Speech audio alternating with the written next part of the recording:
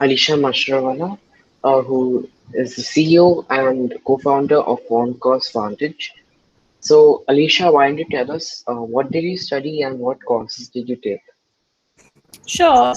I actually studied psychology and economics at Harvard. That was my undergraduate degree. And then after graduating from college is when I essentially started the college counseling business, which is what OnCourse essentially does. Okay. So, what motivated you to start this venture? So to be honest, actually, it was one of those things that, during college when you're trying to figure out what you want to do as a future, as a career, I started to realize that there were a lot of students who, were struggling with getting really good advice or personalized advice on sort of what they should do for their undergraduate education. And I started kind of mentoring a lot of students from my senior year itself of college. And then my partners and I all decided that, there's definitely like room and space in this particular environment or in this particular sector where there were a lot of kids from India who are looking to go abroad to study who probably weren't getting this kind of tailored advice, right? So I think that kind of inspired us. And then in our first year itself, we had a bunch of students that worked with us, and that I think that was proof of concept in terms of the fact that it works.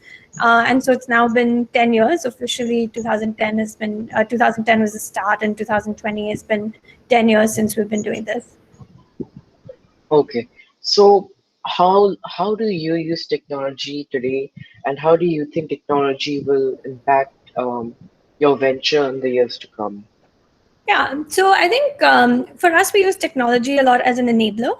So, what I mean by that is a business like this is very personal, right? So, being able to interact with students on a one on one level, being able to ensure that, the mentor that we provide them or the person who's teaching them for their SAT or ACT is really invested in the student, right?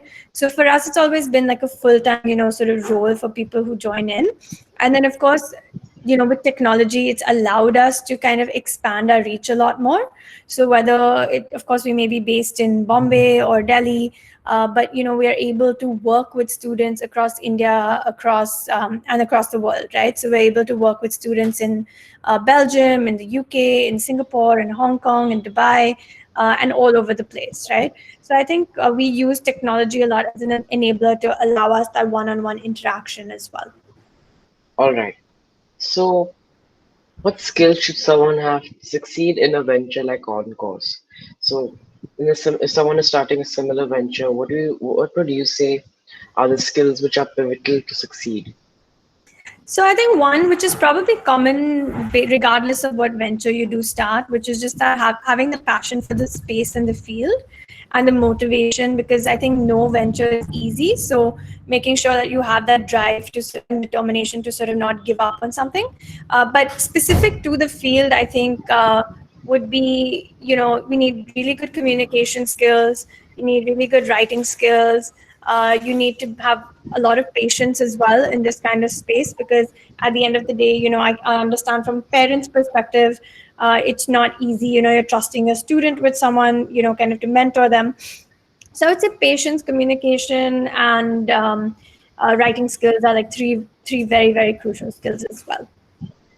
All right. So, what is the guidance you have for those who look to pursue a similar career? Yeah. Yeah, I think for anyone who wants to do something, and this is the education space in general, I think this space is amazing, right? Because there's a lot of scope for growth in this kind of industry, especially in a country like India, where, I think there's a lot of gaps in education gaps, and that's something that we've always aspired to kind of bridge. So I think for anyone who's looking into the education industry in general, it's a great space to be in. I think the important thing for any advice I would give for someone who's younger who wants to start up, whether it's in the education business or otherwise, is to kind of to actually have a plan in place and to have your head in the right space, knowing exactly what you want to do and what you want to achieve, and try not to stray too far away from that. So I'm always of the firm belief that you should start off a little bit small, do a very good job with it, and then kind of expand and grow. I know others probably think differently, but that's just kind of my advice.